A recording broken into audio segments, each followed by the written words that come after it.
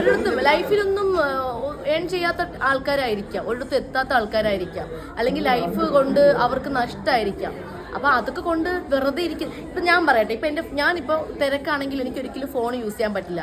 അപ്പോൾ ഞാൻ ഈ ഒരു വീഡിയോ കണ്ടിട്ട് ഈ കമൻറ്റ് ഇടാൻ വേണ്ടിയിട്ട് മാത്രം ഇരിക്കണമെങ്കിൽ ഞാൻ എന്താ വീട്ടിൽ പണിയില്ലാണ്ട് വെറുതെ ഇരിക്കുന്ന ഒരാളായിരിക്കണം, അല്ലെങ്കിൽ അത്രയും മോശപ്പെട്ടൊരു പെൺകുട്ടിയായിരിക്കണം, അത്രയും ഉള്ളിൽ നിറയെ നെഗറ്റീവ് എനർജി നിറഞ്ഞൊരാളായിരിക്കണമെങ്കിൽ മാത്രമേ അത്രയും നെഗറ്റീവ് ഇടാൻ പറ്റുള്ളൂ. അല്ല, ഞാൻ എൻ്റെ ഒപ്പീനിയൻ പേഴ്സണൽ ഒപ്പീനിയൻ പറയുന്നതാണ്. അപ്പം അങ്ങനെയാണ് ഞാൻ അവരെ കാണുന്നത്. ഈ അഭിപ്രായങ്ങൾ പറയാം, ഞാൻ നേരത്തെ പറഞ്ഞ പോലെ അഭിപ്രായങ്ങൾ എല്ലാ മനുഷ്യർക്കും പറയാം, പക്ഷെ പറയുന്നതിനൊരു പരിധിയുണ്ട്.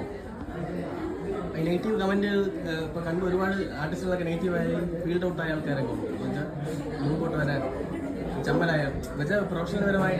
അത് ചിലപ്പോൾ അവർക്ക് ചിലപ്പോൾ ഇൻട്രസ്റ്റ് ഉണ്ടാവില്ലായിരിക്കാം. ഫീൽഡ് ഔട്ട് ഒന്നും ഒരിക്കലും പറയാൻ പറ്റില്ല. എല്ലാ മലയാളി പ്രേക്ഷകരുടെയും മനസ്സിൽ ഒരു ആർട്ടിസ്റ്റ് ഒരു സീരിയലിലോ ഒരു സിനിമയിലോ അഭിനയിച്ചു കഴിഞ്ഞാൽ ആരും മറക്കത്തില്ല. അവരൊരു സ്ഥാനം കൊടുത്തിട്ടുണ്ടെങ്കിൽ ഒരിക്കലും മറക്കത്തില്ല. ഫീൽഡ് ഔട്ട് എന്ന് പറയുന്നത് ചിലപ്പോൾ ഇപ്പം മാരേജ് കഴിഞ്ഞിട്ടോ അല്ലെങ്കിൽ ഇപ്പം എന്തെങ്കിലും അസുഖമായി ബന്ധപ്പെട്ടോ എന്തെങ്കിലും ചിലപ്പോൾ മാറി നിൽക്കുന്നതായിരിക്കാം. അതൊരിക്കലും ഫീൽഡ് ഔട്ട് എന്ന് പറയുന്നത് പുറത്തുള്ളവരായിരിക്കാം. അങ്ങനെ പറയരുതേ.